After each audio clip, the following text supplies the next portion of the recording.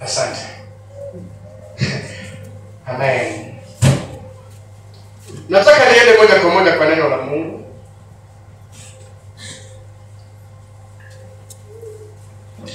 Na ninaendeleza ule ujumbe ambao nimekuwa nao. Bwana asifiwe. Na ujumbe ambao nimekuwa nikihubiri ama nimekuwa nikizungumzia juu ya maombi. Na kichwa cha ujumbe kilikuwa ni tunapoomba. Bwana asifiwe. Wakati mwingine hatuelewi hasa yale yanayofanyika, yale mambo ambayo yanasababishwa na maombi tunayoyaomba. Wakati mwingine hatuelewi kwa nini Mungu anatusukuma na anatuhimiza, na tunaambiwa tu. Na hii ndio sababu nimekuwa nikizungumzia katika kipindi hiki tunapoomba, maana hicho kimekuwa kichwa cha ujumbe. Na kuna mambo kadhaa ambayo nimekuwa nikiyataja, yale yanayotokea ama yanasababishwa na watu wanapoomba. Bwana asifiwe. Kwa leo nataka kuzungumzia juu ya mambo mawili. Jambo la kwanza,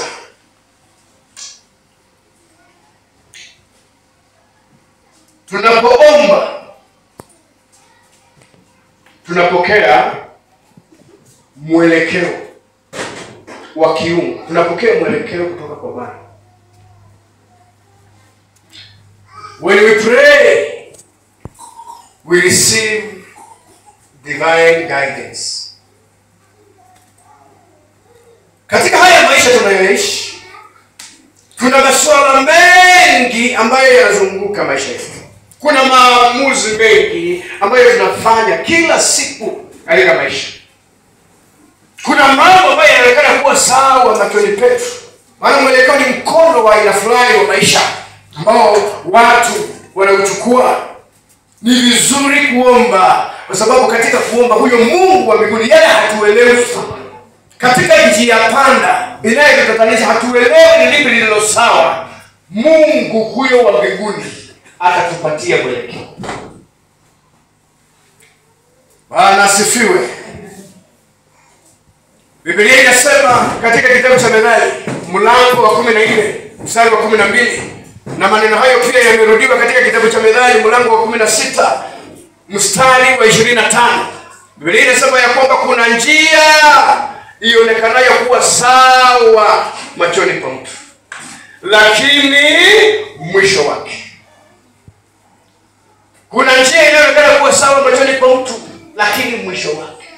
Kwa hiyo kuna mambo mengine mengi ambayo katika haya maisha kwa nje yanaonekana kuwa sawa, na mara nyingi yanavutia, na mara nyingi haya ndio mambo ambayo tunachagua, lakini Biblia inasema kwamba mwisho wake.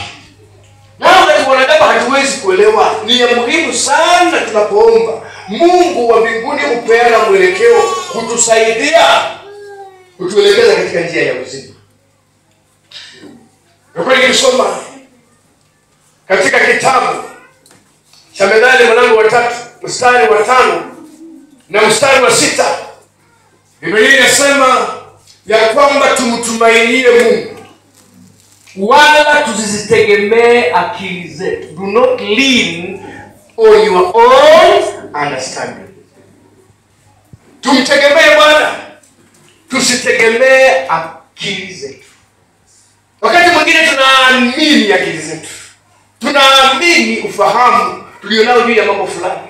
Biblia inasema kwamba tumtegemee Mungu, maana kuna wakati ufahamu na akili zetu zitumislead katika haya maisha. Na kwa sababu nimesema kuna njia inaonekana kuwa sawa, lakini mwisho wake. Biblia inasema ya kwamba tumtegemee Mungu wa mbinguni, tusitegemee akili zetu, na inasema ya kwamba naye huyo Mungu ataelekeza hatua za miguu yetu. That God will direct our path. Katika kitabu cha Isaya 55 mstari wa 1, Biblia inasema kwamba njooni munisikilize nyinyi nyote mlio na kiu, njooni munywe nyote mlio na njaa, hata kama hamuna fedha, njooni mule kilicho chema. Na mstari wa 9 inasema kwa sababu kama vile mbingu ilivyo mbali na nchi, ndivyo yalivyo mawazo yangu mbali na mawazo yako, na hivyo ndivyo pia njia zetu zilivyo mbali na njia zake. Hayo Mungu wa mbinguni atusaidie. Tunapoomba Bwana, Mungu wa mbinguni anatupatia mwelekeo katika masuala yote katika maisha yetu. Daudi katika kitabu cha Zaburi 23 mstari huo wa 3 anasema ya kwamba yeye huisha nafsi yangu.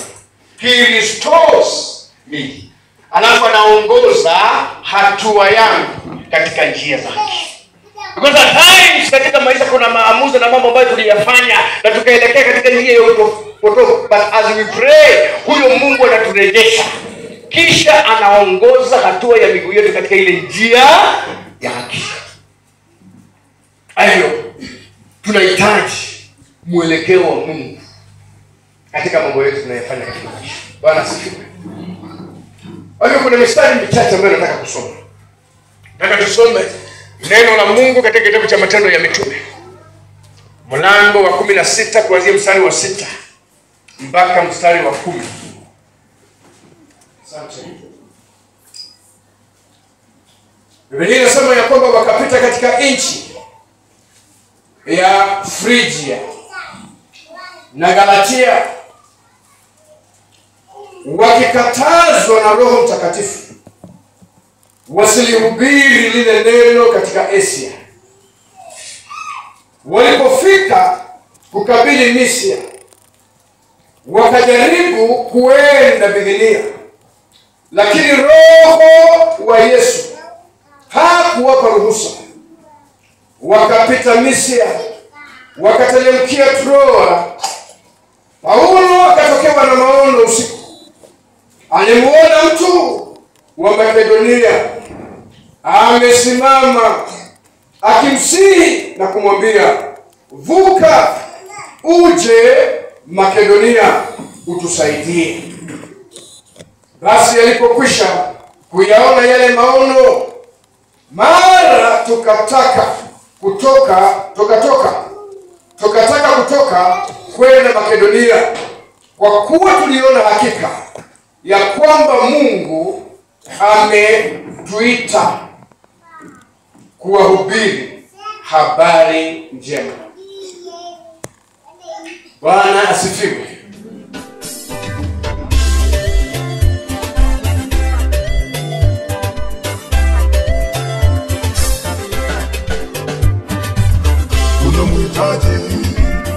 Unamhitaji Yesu, unamhitaji Yesu. Yesu ndio kila kitu. Unamhitaji Yesu, Yesu ndio mambo yote. Unamhitaji Yesu.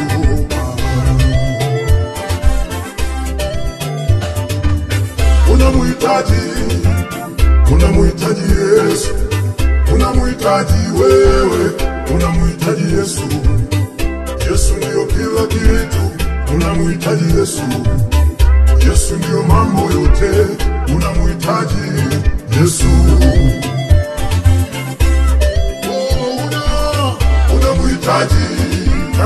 Unamhitaji Yesu, unamhitaji mama, unamhitaji Yesu, ndugu yangu wewe, unamhitaji Yesu, unamhitaji Yesu, unamhitaji Yesu, unamhitaji Yesu, unamhitaji Yesu, unamhitaji Yesu.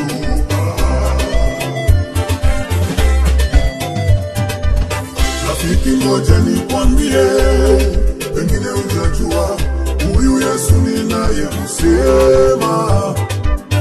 Pendo wangu nikwambie, pengine hujajua huyu Yesu ninayemsema.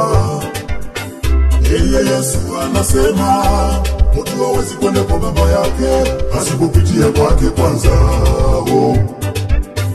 Yeye Yesu anasema mtu hawezi kwenda kwa baba yake asipopitia kwake kwanza.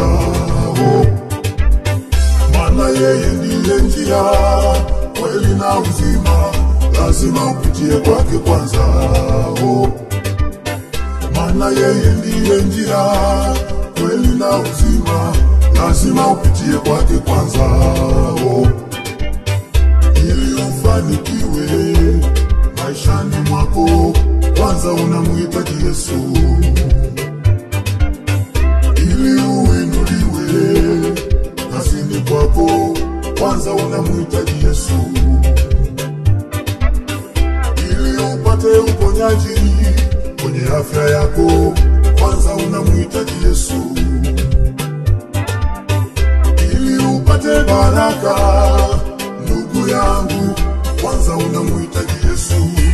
Yesu kila kitu unamhitaji, unamhitaji Yesu, unamhitaji Yesu, unamhitaji mama, unamhitaji Yesu, ndugu yangu, unamhitaji Yesu, unamhitaji Yesu, unamhitaji Yesu, unamhitaji Yesu, unamhitaji Yesu, unamhitaji Yesu.